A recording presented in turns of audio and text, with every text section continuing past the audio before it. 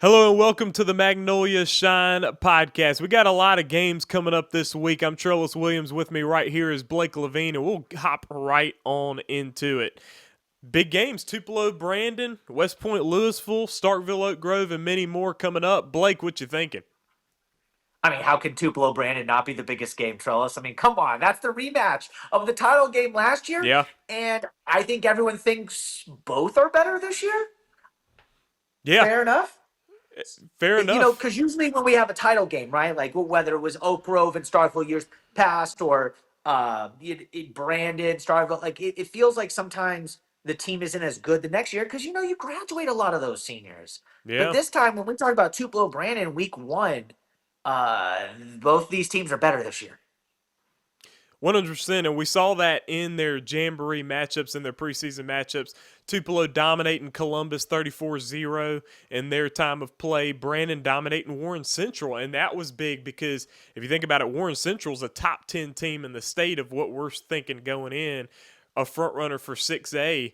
So to dominate like that, both teams, Brandon and Tupelo, looking pretty good heading into the opening week. Yeah, and we're getting information that possibly one of Tupelo's best players is suspended. I'm not going to say the name here because we're just not going to do that to a kid under 18 because we just feel like that's the respectful thing to do. But one of their best players is not going to be playing for this early part of the season. So does that help Brandon out? And I saw some of that Warren Central Brandon game that you're talking about. I mean, Tyson Robinson is so good, and we hear that Yeah, all the time. he is. This kid's a top recruit. This kid's a top recruit. This kid, putting up big numbers, 2,000 rushing yards, this and this and that, and then you go see it, and you're like, wait, I feel like they even undersold him a little bit. No, Tyson Robinson was absolutely dominant as well. I mean, listen, Slade and Shaq look very good too at quarterback. He looks like he's able to manage that game very well. I like the pace of the offense. The offense looked very high powered and looked like they're sliding right on into Coach Pogue's system. Yeah, it's one of those things because I thought Sam Williams was a really good coach, but I mean, Lance Pope's done it at the highest level in the state. Matter of fact, he's the only coach with a national championship. Whether you want to say that, oh, he came into it or not, the reality is he was the coach when that happened, and he had to coach him well that season. So I think it's really interesting, and it's one of those things where, people are going to overreact to the game. The winner of the game is going to be the title favorite for the rest of the year, correct? Yeah, correct, absolutely. Right, right. So it's going to be one of those things. Let's say Brandon wins the game. Brandon may lose one later in the year, but we're going to sit here and we're going to go, well, Brandon's the favorite. Or Tupelo's going to win this game, and we're going to be like, well, even if they lose a game late, well, they're the reigning champs. They beat Brandon. They're the overwhelming favorites. However, this is week one, and I've seen things change over the years, especially at the highest level. The smaller the level, the more I think that the early weeks are more indicative of the later weeks. When it comes to the highest level, it just doesn't feel that way sometimes. That teams are allowed to get better later. We think about Starkville when they won the championship a few years back. They were close to not making the playoffs. And then all Yeah. of a sudden they found that groove and boom, they started blowing teams out. So I don't want to overreact to this game, but how can you not? It's 1 versus 2. And the thing is too is that the game's going to be in Brandon. Okay, so Brandon will be able to have that kind of home field advantage. What is your thought on that? How much of an advantage is that going to be for Brandon? I think it's going to be pretty big. Yeah, of course. I mean, look, anytime you play at home, especially at Brandon, we talked about some of the great stadiums, right? I mean, Brandon's up there, and the fans are going to be out. And Tupelo, even though it's 3 hours and 15 minutes away or so, they're gonna travel. It's week one. You're excited, and you know what? Also, the weather's going to be great. We're talking about 13 degrees, possibly lower than normal temperatures this weekend than what it normally is. 13 degrees. I mean, come on, August 29th. I mean, that's pretty good to talk about. So yeah, I mean, I think there's a slight advantage. If we're making picks, I do think Tupelo's going to win, even with that suspended player and it being in Brandon, because I just think that roster's so good. But if you're just a fan of high school football, J.J. Hill, Tyson Robinson, these two guys, running backs, which is the most important position in high school football, it just is the running back, and you got them on both sides. That's just, I mean, that's prime time. That's prime time for the South. Forget Mississippi. That's prime time for the South. Yeah, we're getting started with a bang with Tupelo and Brandon. So we're excited about talking about that. Also, we got West Point Louisville, which is always a good one. Obviously, they started last season off playing each other as well. Louisville won that ball game 15-14 last year. Both teams had very good seasons. West Point is coming off a state championship in 5A, while Louisville lost by 1 point. First time ever they lost a state championship game. Yeah.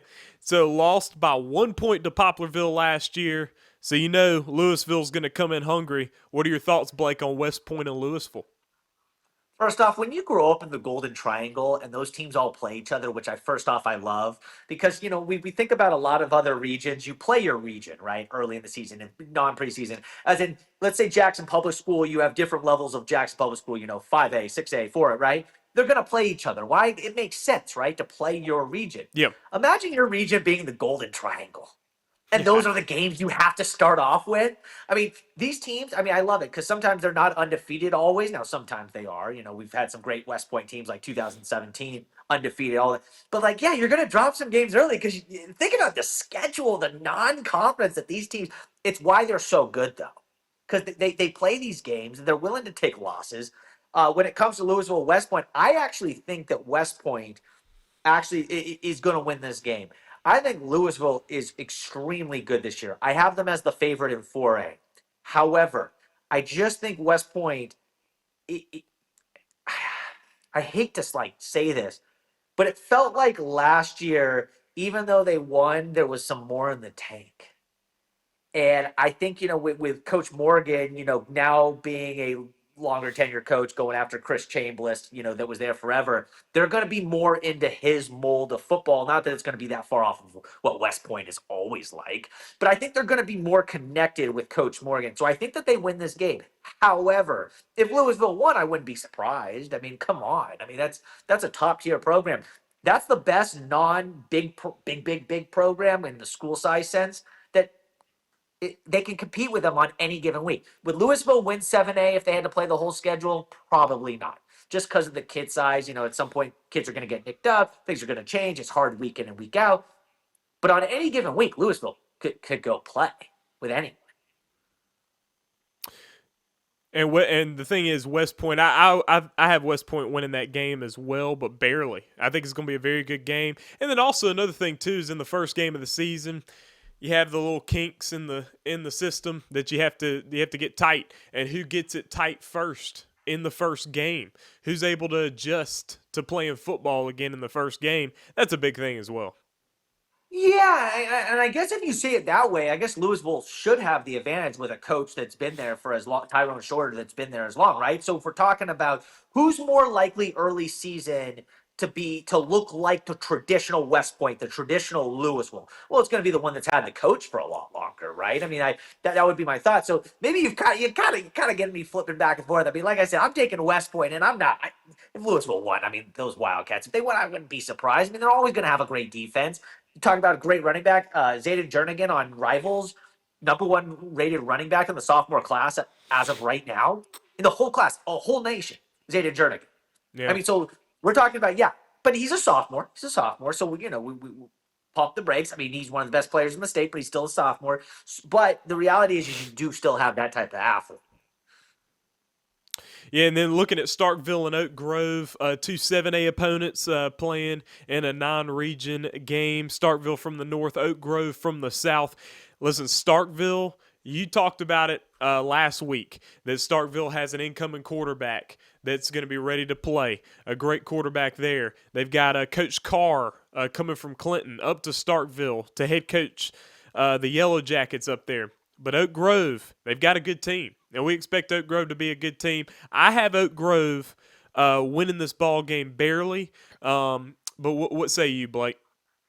Yeah, this is the first one we disagree on, but I wouldn't be surprised. Again, I wouldn't be. These are great games, so I'm not going to say I wouldn't be surprised. If you like quarterback play, this is the one. This is the game in the state if you like quarterback play. We talked about the running back play, Tupelo, Brandon, even West Point, Louisville. We talked about great running back play. If you want to see great quarterback play, this is the one with Keelan Hall and Kingston over at Starkville. These are two of the best three quarterbacks at that level, if not the whole state. I mean, these are two of the top five. Let's go with that, right? And it's good. It should be high powered. I told you that I mean, we're going to get into this topic, and they're one in my five sneakiest teams. If someone told me, hey, you can't pick Tupelo to win the whole thing, then I'm taking Starkville. I'm not taking Brandon first. I'm taking Starkville. I think that team is going to be so good. They are the sneakiest team, and it's crazy. How could Starkville be sneaky? How could that possibly be a case? When you think about how Yeah, much that's right. they've won and what they've been traditionally, how could they be sneaky? But they are. Yeah, so that should be a very interesting ball game to see. But again, this is just week one. But listen, football's back, and we're excited about it coming up this weekend. But yes, Starkville, Oak Grove, I think it'll be a good one. But I personally do think Oak Grove's going to win, and a part of that is because of the newness that Starkville has. A lot of change that they've had. I think they're going to have some adjustments. I do think they're going to do well late in the season. However, I think Oak Grove's going to win this week one matchup. Yeah, no, I mean, look, that's a fair thing to say when we talk about early seasons. The coaches that have been there longer, especially when you have a new coach, it's always going to be hard, and that's okay.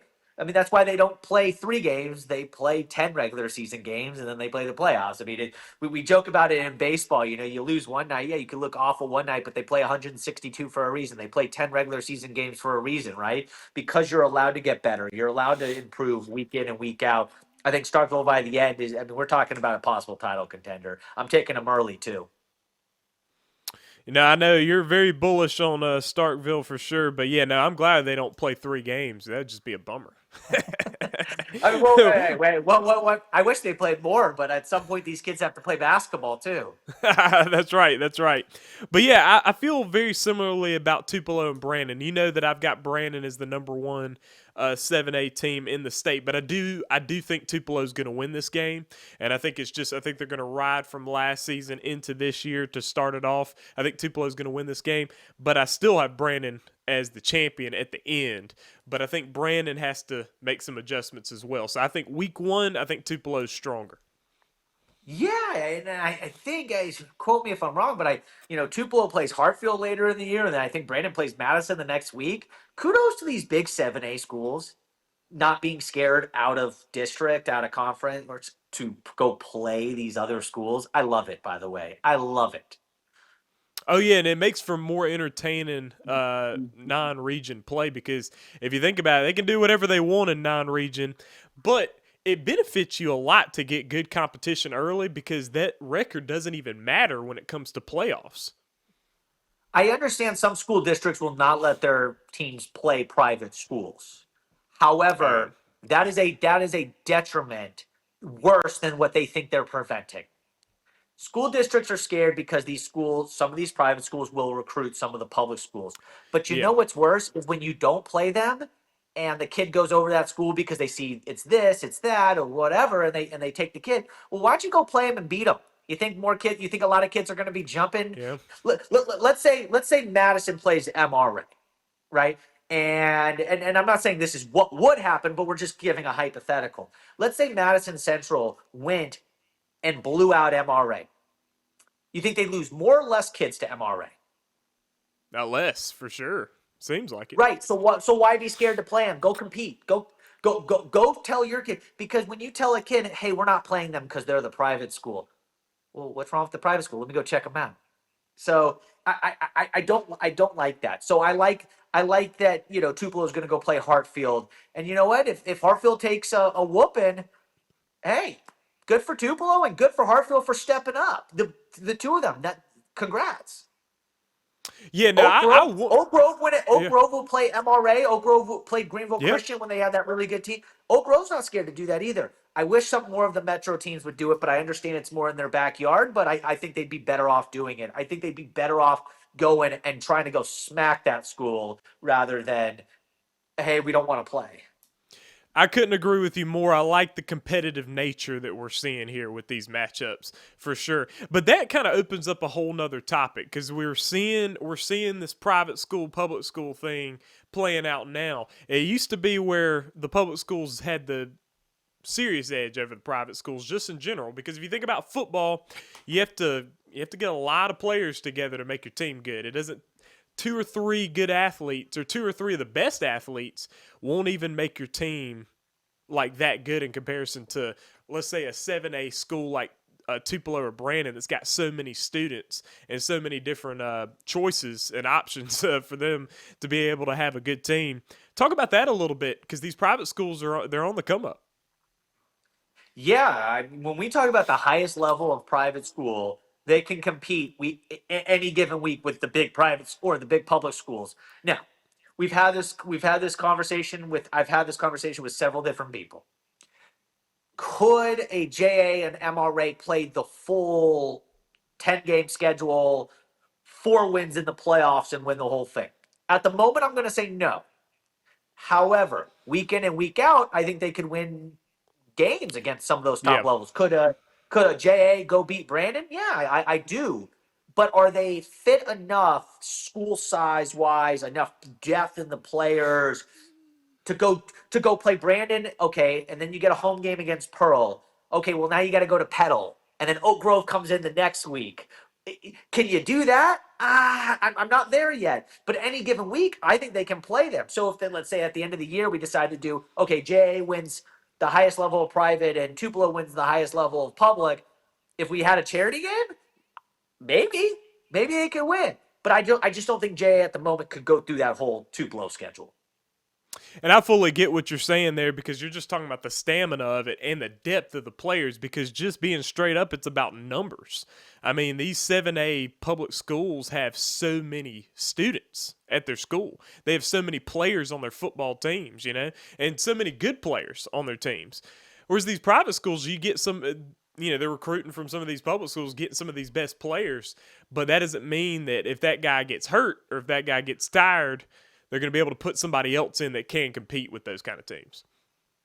Let's take this example. Caden Moss is the best offensive lineman in the state, in my opinion, at Jackson Academy. Kid just moves unbelievably.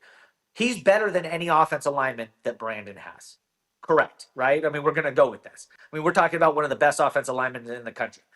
However, what about offensive linemen 3 through 5? I mean, that may go to Brandon.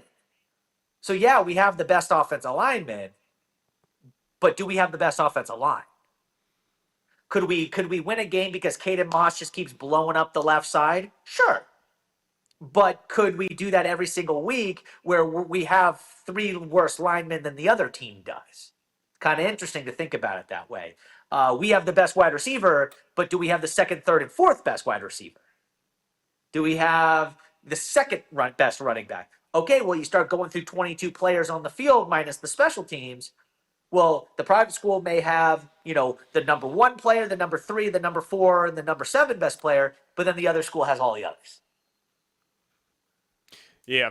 And so do want to remind you guys to go ahead and hit that subscribe button to the Magnolia Shine podcast. Like and share. Also comment. Definitely let us know what you are thinking. So, Blake, this past weekend we saw Week Zero games in the MAIS. We also saw some preseason games for some of the MHSAA teams. Talking about the MAIS Week Zero, we talked about this a little bit last week. Ravenwood out of Tennessee taking on MRA as father and son competition there with Herbert Davis, head coach of MRA, his son, the offensive coordinator for Ravenwood. Now, Ravenwood gets the win 28-24 in Madison. And so what would be your takeaway there of that game? Pretty good game there. Yeah, Ravenwood made some mistakes early, and they I wouldn't say they let MRA get out in front because MRA is still playing the other side. I mean, MRA took the lead. But Ravenwood was sloppy early, and they came through late. I think this was actually really impressive for MRA because that's a good program over there, and that makes me think, oh, MRA's there ain't gonna be no pushover here between the Hartfield and the JA. MRA's like, no, we're in this. That was interesting. I think seeing ACCS beat Bowling Green like that, I went, oh, okay, so they're back. They're serious. A lot of people thought they were down. Well, that's why I put that game as one of my must-watch because apparently they're not down. It was also nice to see East Rankin. Shout out to East Rankin Academy. They get a big win. Teddy Dice, his first win at East Rankin Academy. Kind of nice to see Teddy go back to the private school, stay in the private schools, I guess, and you get a win there because East Rankin has not won a district game. I know this wasn't a district, but they haven't won a district game in like a decade or more. So Oh that wow. was, Yeah. yeah. So, but maybe they have a team to do that this year. Jackson Prep obviously took a tough loss. This is going to be a tough season for them. This is going to be a tough season for them. And you know what? They've been the standard for so long, but this is the first time in a while they're not going to be a contender. I guess you could say they're going to be they're going to have a tough time. Yeah, and just with the competition they have as well. I mean, you're thinking about how JA's looking right now and how Hartfield's looking right now. I mean, just going into the season, I say right now as if they're really playing games, but just going into the season, just the talent pool just looks crazy. And if you think about MRA had a good showing in their first week, and so it's I understand what you're saying about it's going to be a tough time for them there. But kind of going into this a little bit here, talking about some of these teams. You talk about Adams County Christian. Talk about them a little bit because I know that starting off beating Bowling Green was nice for them. Getting a week 1 win that gives yourself some confidence. How can you take that confidence back for the rest of the season when you are a champion in the past? Yeah, it's really interesting, right? Because all I heard about ACCS this year was they're not like what they used to be. They're not like what they used to be. Well, David King's apparently's got them rolling again. I mean, Bowling Green is a sound football program that is going to run the ball. They're going to keep the game in a box and all that. For ACCS to do that tells me their defense is probably pretty good. At least their defensive line. Again, I couldn't see all the game, but at least tells me, just by the way that stylistically that their defensive line's probably pretty good. They obviously have some offensive weapons, and I was like, okay, well, this may be a team that can win. Their division. I didn't think so from the jump, but again, that's why Week Zero is fun, right? I mean, ACCS is a team that normally gets better as the season goes. Well, if they're this good now, what are they going to be later? Definitely. And that's a good segue into listen, hey, look, we're going to talk about some of the sneakiest teams here in the state that have a chance to win at their level. I know I've got a few teams on my mind. Blake, what say you? What's your first team? One of the sneakiest teams is going to be Cleveland Central. Yeah, I know that it's a weird one. So 5A West Point is the overwhelming favorite. That's right. There's no doubt about it. However, Cleveland Central was close to beating them last year. That was, I mean, they were right there, and they possibly win the state title if they beat them. Well, I think Cleveland Central's got just as good of a team, if not even a little bit better. They have some top level players. I think they're interesting. I think they are going to sneak up on people, and which is weird because how do you sneak up on someone when you were in the semifinals last year? But that's just how it goes because no one's talking about them. They're lost in the Delta, Cleveland, Mississippi. No one knows about them. Well, you should because that is a possible team that I think could win a title this year. Oh, wow. I also have a team in 5A. Listen, I'm looking at Vicksburg. I'm interested in looking at Vicksburg and seeing what they're doing. Now, the thing about Vicksburg is they had a rough year last year, 1-9 on the season. They were in 6A. Now they got moved back to 5A. And so, look, also those guys got older. They've got a senior quarterback that's very shifty, can scramble pretty well, can run the football. I just think that Vicksburg's been good in the past. They've been solid in the past. 2 years ago, they had a real good season. They competed well in 6A, actually. Now they're going down to 5A. I think that they could be a sneaky team. I do not have them really touching the championship, but at the same time, I do think that they could even make a little playoff run. And so when I say sneaky team, I mean this is a team that will do better than you're thinking. Yeah, in 1A, I got Nanawaya. I heard that they got a couple kids come in from the Louisville area, and this is a team that in the last decade has won. And I hear that they could possibly be the favorite in 1A, which is weird because again, correct me if I'm wrong because we did the whole redistrict thing again where we went up and down classes.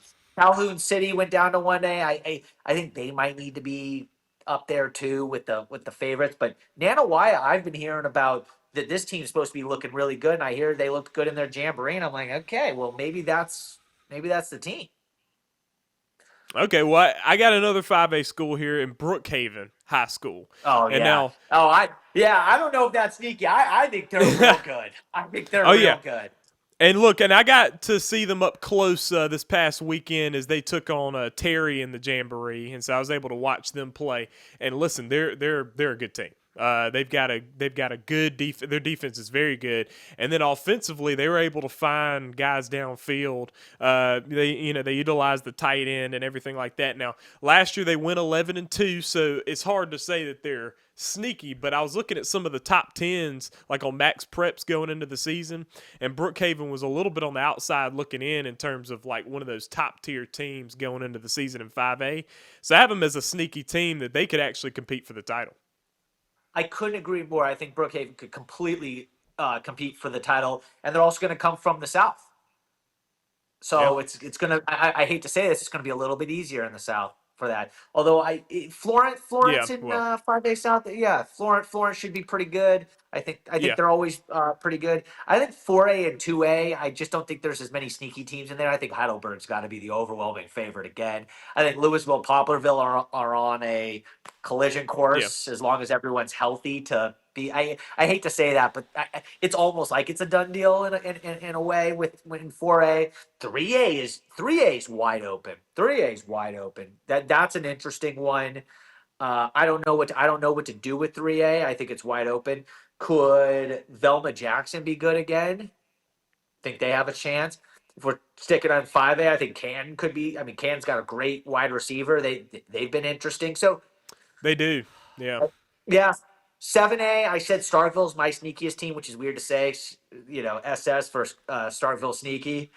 And then when it comes to 6A, I think we know who the players are. I don't know how much of a sneaky. I guess South Panola, but how can South Panola be sneaky?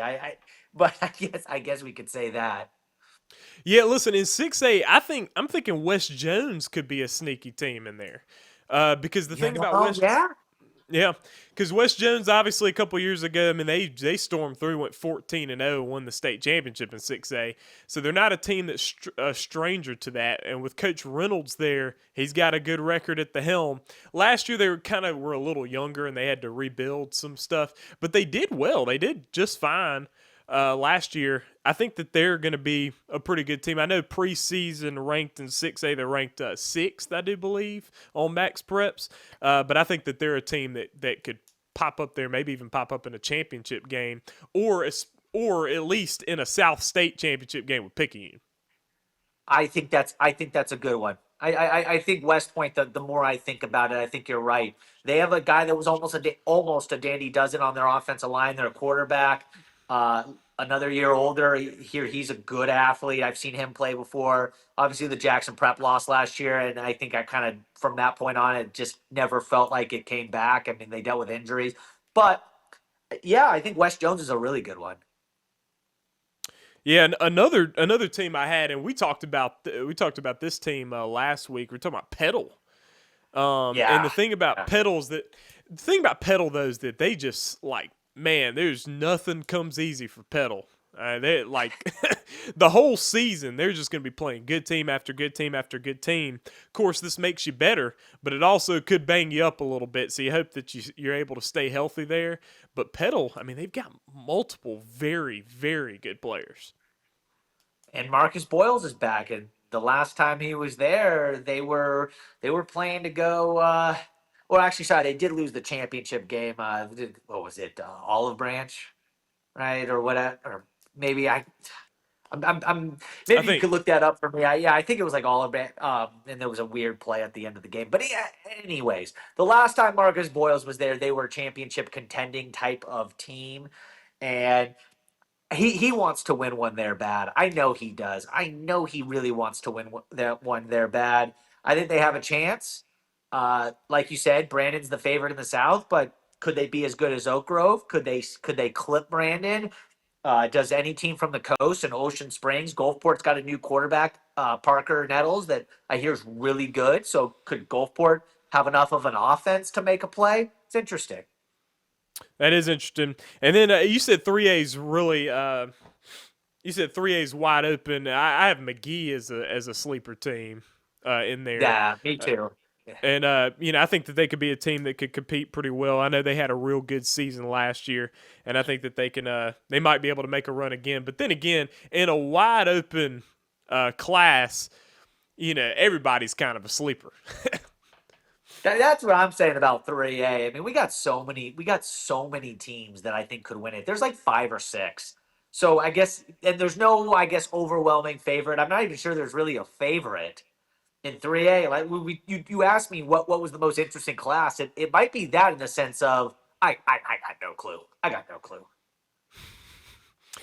Yes, and listen, folks. So look, when Thursday comes up right here on the Magnolia Shine podcast, we're going to go through a list of games and preview them right here on this show. We're so excited about Friday night, and we're going to give you full coverage right here on the Magnolia Shine podcast. Blake, look, man, we're about to really hit football this week. It's exciting. That's the whole point of the podcast. That's for sure. Folks, please be sure to hit the subscribe button, like the video right now, share it, and also let us know what you're thinking in the comments because, listen, we might bring them up for discussion. You never know. Right here on the Magnolia Shine Podcast. Please comment. Right here on the Magnolia Shine Podcast, Blake Lavine alongside myself, Trellis Williams. We out.